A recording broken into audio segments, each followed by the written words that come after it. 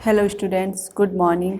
आज हम इस वीडियो में विज्ञान का पाठ 4 पढ़ेंगे जिसका नाम है जंतु तथा उसका भोजन। तो चलिए बच्चों स्टार्ट करते हैं। जिस प्रकार हमें वृद्धि करने एवं ऊर्जा प्राप्ति के लिए भोजन की आवश्यकता होती है, उसी प्रकार जीव जंतुओं को भी जीवित रहने एवं वृद्धि करने के लिए भोजन की आवश्यकता होती है। भिन्न भिन्न जंतु भिन्न भिन्न प्रकार का भोजन ग्रहण करते हैं तथा उनके भोजन ग्रहण करने के तरीके भी भिन्न भिन्न होते हैं। इस आधार पर जंतुओं को 3 वर्गों में बांटा जा सकता है।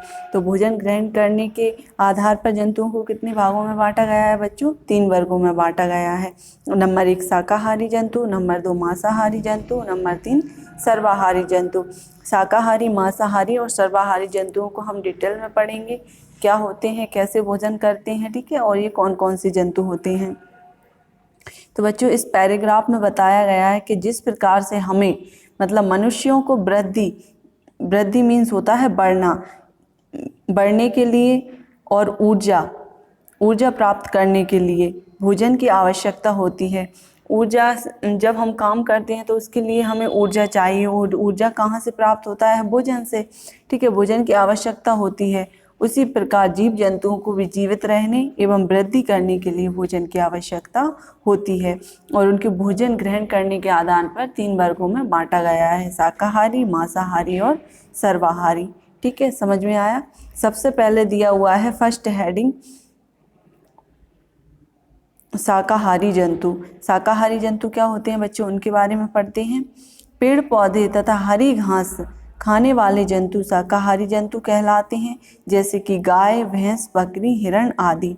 तो बच्चों जो जंतु पेड़ पौधे तथा हरी घास खाते हैं वो जंतु क्या कहलाते हैं? शाकाहारी। और शाकाहारी में कौन कौन से जंतु आ जाते हैं? गाय, भैंस, बकरी, हिरण, ठीक है, खरगोश, ये सब क्या हैं? शाकाहारी हैं।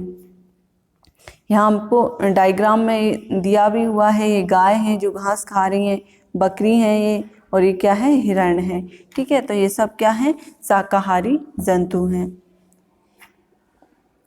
आगे चलते हैं। नेक्स्ट हेडिंग दी हुई है मांसाहारी जंतु। मांसाहारी जंतु क्या होते हैं बच्चों, उसके बारे में पढ़ते हैं। ऐसे जंतु जो अन्य जंतुओं का मांस खाते हैं मांसाहारी जंतु कहलाते हैं, जैसे शेर, चीता, लोमड़ी, मेंढक आदि। तो बच्चों जो अन्य जंतु दूसरे जंतुओं का मांस खाते हैं वो क्या कहलाते हैं? मांसाहारी। और मांसाहारी जंतु में कौन कौन से आ जाते हैं? जैसे कि शेर, चीता, लोमड़ी और मेंढक, ठीक है। साइड में एक बॉक्स में दिया हुआ है, क्या आप जानते हैं शेर की दहाड़ 8 किलोमीटर तक की दूरी तक सुनाई देती है। तो बच्चों जो शेर होता है वो दहाड़ता है, ठीक है, उसकी जो दहाड़ कहाँ तक जाती है? 8 किलोमीटर तक भी सुनाई दे सकती है, ठीक है। आगे दिया हुआ है आपने क्या सीखा। अभी तक हमने जो पढ़ा उसमें क्या सीखा है, उससे रिलेटेड कुछ प्रश्न दिए गए हैं। तो पहला प्रश्न है किन्हीं 2 शाकाहारी जंतुओं के नाम लिखिए। तो बच्चों शाकाहारी जंतुओं के नाम लिखना है तो हम पहले नंबर पर लिखेंगे गाय और दूसरे नंबर पर भैंस, ठीक है।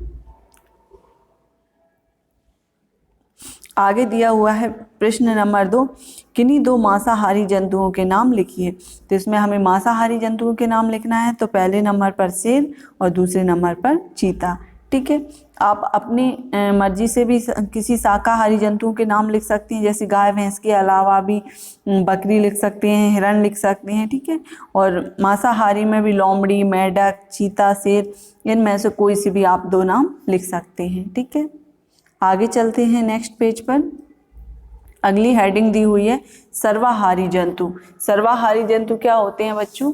जो मांसाहारी भी होते हैं और शाकाहारी भी होते हैं, ठीक है, उनको हम सर्वाहारी जंतु कहते हैं। ऐसे जंतु जो पेड़ पौधे तथा मांस दोनों खाते हैं सर्वाहारी जंतु कहलाते हैं, जैसे भालू, कौआ, चूहा, चींटी आदि। तो बच्चों ये भालू, कौआ, चूहा, चींटी ये क्या हो जाते हैं? सर्वाहारी हो जाते हैं। मनुष्य भी सर्वाहारी में आता है, क्योंकि मनुष्य भी जो शाकाहारी भोजन और मांसाहारी दोनों करते हैं, ठीक है।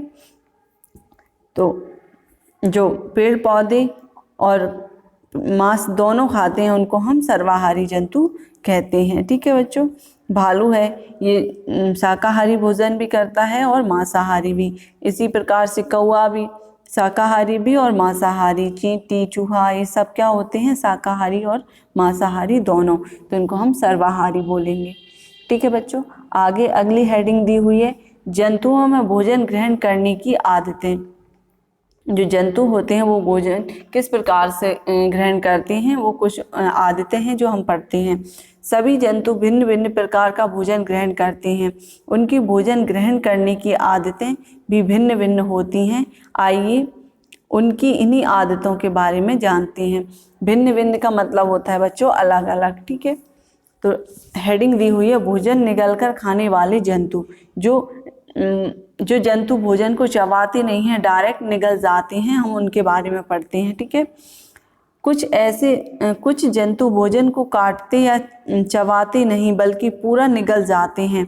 ऐसे जंतु भोजन निगलने वाले जंतु कहलाते हैं, जैसे कि सांप, छिपकली, मगरमच्छ, मेंढक आदि। तो बच्चों ये जो सांप, छिपकली, मगरमच्छ, मेंढक होते हैं वो अपने भोजन को क्या नहीं करते हैं, चबाते नहीं हैं। ठीक है, और ना ही काटते ना चबाते, डायरेक्ट उसको निगल जाते हैं, मुंह में रख के डायरेक्ट पेट में चला जाता है उनका जो भोजन। तो इनको क्या बोलते हैं हम, निगल कर खाने वाले जंतु। आगे एक बॉक्स में दिया हुआ है, क्या आप जानते हैं विश्व में पाए जाने वाले सबसे लंबे सांप पाइथन तथा एनाकोंडा हैं। तो बच्चों जो सबसे बड़े और विशाल सांप हैं उनका नाम क्या है, पाइथन तथा एनाकोंडल। ये कहाँ पर पाए जाते हैं, दक्षिणी अमेरिका में अमेज़न के जंगलों में पाए जाते हैं। ये सांप बहुत विशाल होते हैं, बहुत बड़े होते हैं। आप सभी ने कभी टीवी में देखे हों तो ज़रूर देखना उस पर। ठीक है, आगे चलते हैं। भोजन को कुतर कर खाने वाले जंतु। अब कौन से जंतु भोजन को कुतर कर खाते हैं उसके बारे में पढ़ते हैं हम। कुछ जंतु अपना भोजन कुतर कर खाते हैं। इस प्रकार के जंतुओं के आगे के दांत नुकीले व पैने होते हैं। ऐसे जंतु भोजन कुतर कर खाने वाले जंतु कहलाते हैं, जैसे चूहा, खरगोश, गिलहरी आदि। ये जंतु कैसे अपने भोजन को खाते हैं बच्चों, कुतर कर खाते हैं। ठीक है, आगे दिया हुआ है, क्या आप जानते हैं जिराफ की गर्दन लंबी होने के कारण वह ऊंचे वृक्षों की शाखाओं तक सरलता से पहुंच जाता है। ठीक है बच्चों, शाखाएं मीन्स होता है और डालियां, वृक्षों की या पेड़ों की डालियों तक। जिराफ आप सभी ने देखा होगा, जिराफ की लंबी गर्दन होती है जिसके कारण वह डालियों तक आसानी से पहुंच जाता है। ठीक है, आगे दिया हुआ है, नेक्स्ट पेज पर चलते हैं। जुगाली करने वाले जंतु। जुगाली करने वाले जंतु कौन से होते हैं उसके बारे में पढ़ते हैं बच्चों। कुछ जंतु भोजन को निगलकर अपने पेट में इकट्ठा कर लेते हैं और कुछ समय बाद थोड़ा थोड़ा भोजन पेट से मुंह में वापस लाते हैं और अपने पीछे के दांतों से चबाकर खाते हैं। ऐसे जंतुओं को जुगाली करने वाले जंतु कहते हैं, जैसे कि गाय, भैंस, बकरी, ऊंट आदि। तो बच्चों आपने कभी देखा होगा भैंस या गाय को, वो बैठे समय अपने मुंह को हिलाते रहते हैं, वो क्या करते हैं, जुगाली करते हैं। जो वो पहले भोजन को इकट्ठा अपने पेट में कर लेते हैं और फिर थोड़ा थोड़ा भोजन वापस लाकर मुंह में और अपने पीछे के दांतों से जुगाली करते रहते हैं। ठीक है, तो उसमें कौन कौन से जंतु आ जाते हैं, गाय, भैंस, बकरी और ऊंट।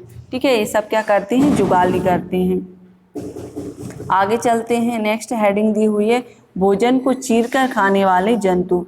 कुछ जंतु अपने भोजन को चीरकर खाते हैं। इस प्रकार के जंतुओं के दांत लंबे तथा नुकीले होते हैं। नुकीले और लंबे दांत आसानी से मांस में घुस जाते हैं और मांस को चीरने में सहायता करते हैं। ऐसे जंतुओं को शेर, चीता, भेड़िया, लोमड़ी आदि कहते हैं। ऐसे जैसे भोजन को चीरकर खाने वाले जंतु। तो बच्चों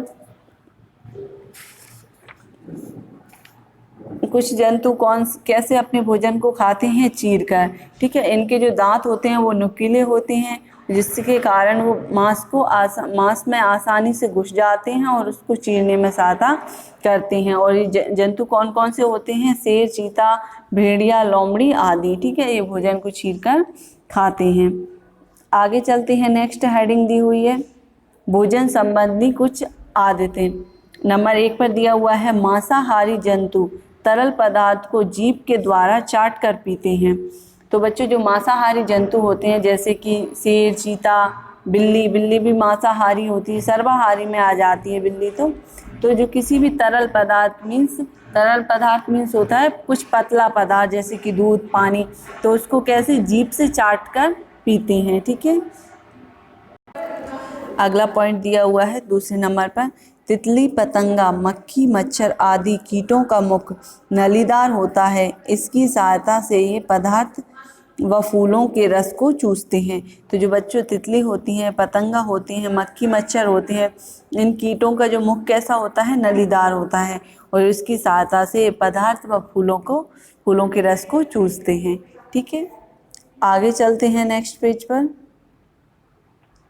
याद रखने योग्य बातें। तो बच्चों यहाँ पर कुछ पॉइंट्स दिए हुए हैं जो हम चैप्टर में पढ़ चुके हैं, उसी से रिलेटेड कुछ पॉइंट हैं, उनको हम दोबारा रिपीट करके पढ़ते हैं। पहला पॉइंट है जीव जंतुओं को जीवित रहने एवं वृद्धि करने के लिए भोजन की आवश्यकता होती है। तो बच्चों ये हम पढ़ चुके हैं, जिस प्रकार से मनुष्यों को जीवित रहने एवं वृद्धि करने के लिए भोजन की आवश्यकता होती है, उसी प्रकार जीव जंतुओं को भी जीवित रहने एवं वृद्धि करने के लिए भोजन की आवश्यकता होती है। दूसरा पॉइंट दिया हुआ है भोजन के आधार पर जंतुओं को 3 वर्गों में बांटा गया है, शाकाहारी जंतु, मांसाहारी जंतु और सर्वाहारी जंतु। इन सभी को बच्चों हम डिटेल में पढ़ चुके हैं, शाकाहारी, मांसाहारी तथा सर्वाहारी जंतुओं को। अगला पॉइंट दिया हुआ है मेढक, मगरमच्छ, सांप, छिपकली आदि जंतु भोजन को निगल कर खाते हैं। ठीक है बच्चों, ये भी हम पढ़ चुके हैं। जो मेढक होता है, मगरमच्छ होता है, सांप, छिपकली, ये अपने भोजन को चबाते नहीं हैं, ना ही इनको काटते हैं, डायरेक्ट निगल जाते हैं। अगला पॉइंट दिया हुआ है चूहा, गिलहरी, खरगोश आदि जंतु भोजन को कुतर कर खाते हैं। तो जो चूहा, गिलहरी और खरगोश होते हैं वो भोजन को कैसे खाते हैं बच्चों? कुतर कर। अगला पॉइंट दिया हुआ है मांसाहारी जंतु अपने भोजन को चीर कर खाते हैं। तो जो मांसाहारी जंतु होते हैं बच्चों, शेर, चीता, लोमड़ी, भेड़िया, ये अपने भोजन को कैसे खाते हैं? चीर कर। इनके जो दांत होते हैं वो नुकीले होते हैं, जो मांस को चीरने में सहायता करते हैं। ठीक है बच्चों, यहाँ पर हमारा चैप्टर कंप्लीट होता है। इस वीडियो में हम यहीं तक पढ़ेंगे। ठीक है। नेक्स्ट वीडियो में इसके कुछ अभ्यास प्रश्न दिए गए हैं, उनको हम सॉल्व करेंगे। जब तक आप इस चैप्टर को एक बार और अच्छे से पढ़ना। अगर फिर भी कोई समझ में नहीं आए तो आप हमको कमेंट्स करके बता सकते हैं। ठीक है। तब तक के लिए बहुत बहुत धन्यवाद।